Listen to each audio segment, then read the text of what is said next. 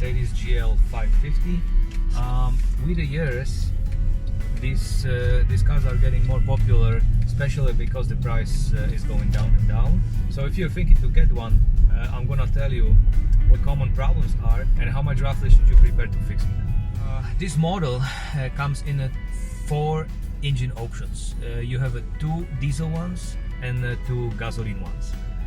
The gasoline engines are prone to fail on various oil leaks from the oil cooler gasket, oil filter housing gasket, thermostat gasket. It leaks coolant as well. Very common issue is a PCV valve gasket is leaking at the back of the engine. Those are kind of small things, like the parts are cheap. You can buy all of them together for about $100. Labor wise, it can cost you about $300 to replace all of them. Another issue related to the engine is auxiliary air pump, also known as a smoke pump, which fails. There are 2 options how to fix it. You can either replace it for a new one, or you can try to rebuild it, which I've posted a video how to do it, so you can check it out.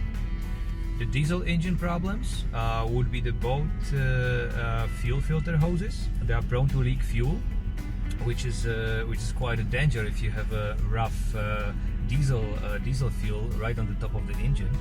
Another one would be the turbocharger oil leak. That's very common, also very expensive. That one's about $3,500 to fix. The transmission on this one is durable. There is not known really typical issues and problems. The only few that I came up across within the last years would be the torque converter issue.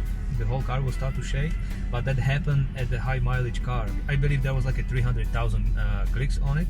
Also the output shaft bearing. The torque converter is expensive to change. It's about $2,500 parts with labor. The bearing is not that bad. I believe it was about $300 or $350 to change. The brake system. The brake system will fail. What I've seen is one of the most common issues on not only this model but any Mercedes. I will make a video later how to actually replace that, and that will be the front brake hydraulic hoses. Those are very prone to fail on cracks, especially right behind the knuckle where they are attached to the knuckle. If they are not catched soon, then they will eventually burst and you will lose your brakes, and that's no good. The steering. The steering issues on this car are very prone to fail on the power steering pump, the power steering reservoir seal, which can be misdiagnosed as a pump. The rack and pinion can also leak through the main shaft. Once the fluid will leak out and the system will run dry, you can basically damage it. The steering pump is about $400 to replace it, about $200, but the rack and pinion you can buy aftermarket or original one. It can go from $600 up to $3,500, and a replacement anywhere between $500 to $700. The suspension. These models came with the air suspension in standard. Those are very prone to fail. They fail on the air struts. They will eventually burst and the car will essentially collapse on the wheels and won't be drivable. Those are very expensive. You can get aftermarket ones, and the price is ranging from about $800 each up to $1,800 original from Mercedes, and you have 4 of them on the car, so remember that. Another one would be the air compressor. The air compressor can fail on one occasion. If the strut is already leaking air, the compressor will pump all the time just to try to level the car. If you won't change the struts, or you will let the compressor run all the time, it excessively wears down the compressor to the point when it eventually completely fails. And that one's very expensive. That one's about $3,500 to replace. Another problem with the suspension would be the level sensors. Very common problem on those cars is also related to the rear taillights. I'm not sure on what system they are working, but there's a circuit board inside which is connected to the ground. Once that circuit board gets a little bit rusty or will oxidate just a tiny bit, it won't work properly. What can happen, let's say when you push the brake pedal and the brake light is supposed to lit up, it will just turn on the fog lights, for example. Or if you will turn the regular lights, the brake lights will turn on. There's 2 ways how to fix it. First, you can try to replace the connector. The Benz came up with a solution. They developed a little connector that you would just replace.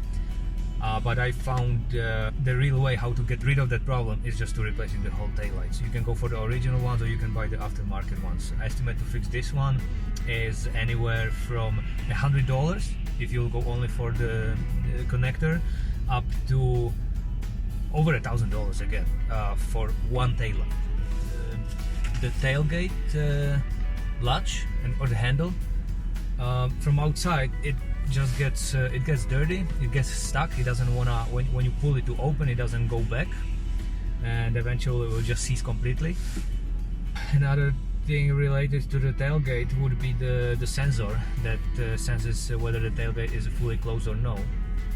It fails, so when you close the tailgate, you will still have that message on the cluster that will remind you that the tailgate is still open, which in effect is not, it's closed.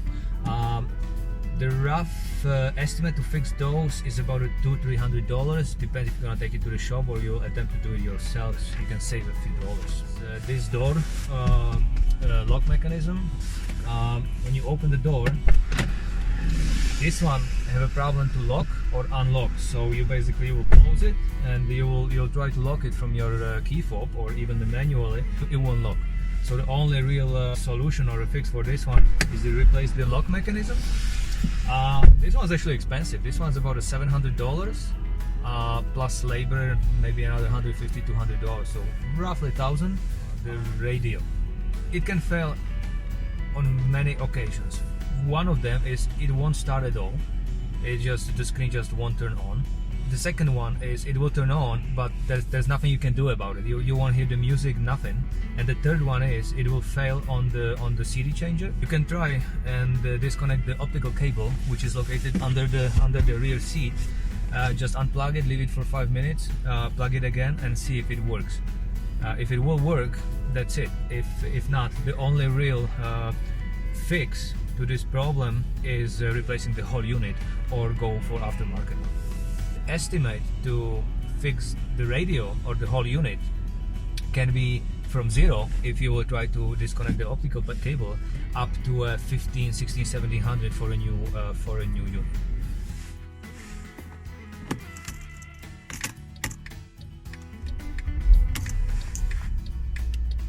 Another one related to the electrical issues is the ignition lock. Many times it just won't recognize the key. It will show the message that it didn't find the key, so you won't be able to start the car. You can play around with the cables. Sometimes it's just a loose connection from the cables and the module itself inside. Again, the real fix is to replace the whole control module, and then you need to reprogram it to match the car and the key. Estimate to fix the ignition module problem can go from $300 up to $1,500. So yeah, not a cheap stuff.